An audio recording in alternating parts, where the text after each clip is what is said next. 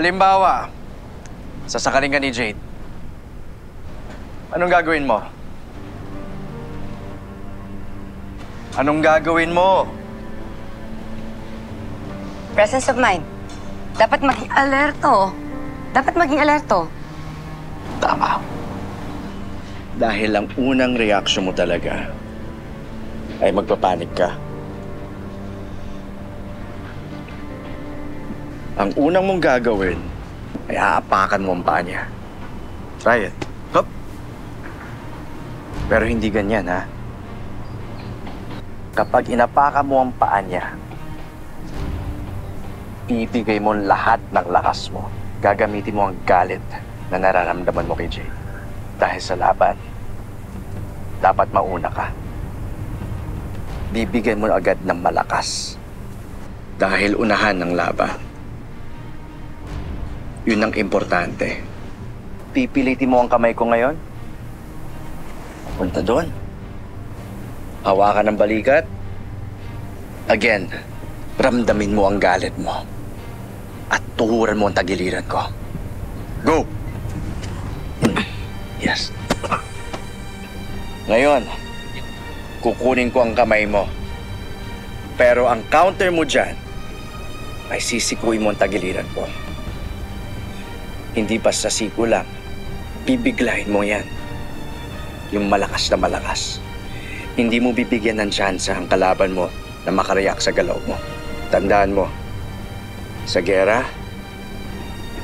utak. At dapat unahan kayo. Go.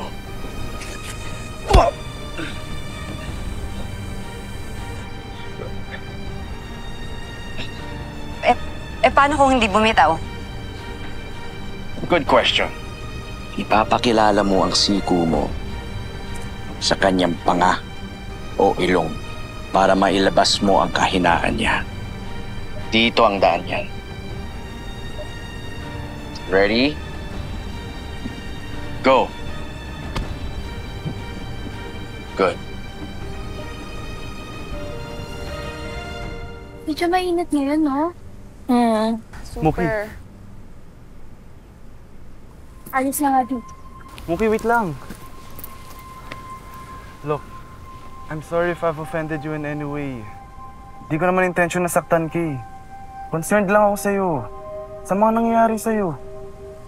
Kaya ka ba nandito para sermonan ako kasi nakipag-away ako kay Stacy? Di mo na dapat pinatulan. Di ba? Sabi ko na nga ba eh. Alam mo, Zane, hindi ko kailangan ng mga paninermon mo. Kaya ko yung sarili ko. Kaya nga mas mabuti na hindi na talaga kita kaibigan eh kasi hindi na babalik yung dating Muki. Ano nangyari? Grabe ng shift ng ugali ni Muki ah. Hindi ko in-expect yun. I think I'm just gonna give her some space. Pero Zen, please lang. Tulungan mo kong bantayan si Muki. Kanina, narinig ko sila Stacy nag-uusap. May binabalak na namang masama kay Muki. Ano? Oo. Kaya please lang, please. Huwag mo siyang iiwasan. Tulungan mo akong bantayan, okay?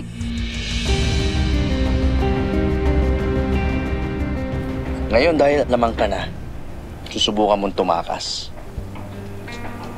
Sa likod. Pero pipigilan ka niyo.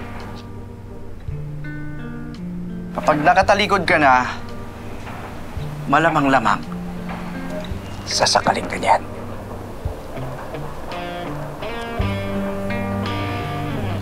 Kapag nangyari yon, gagamitin mo ang likod ng ulo mo para tamaan ang kanyang ilong. Ito ang magiging target mo.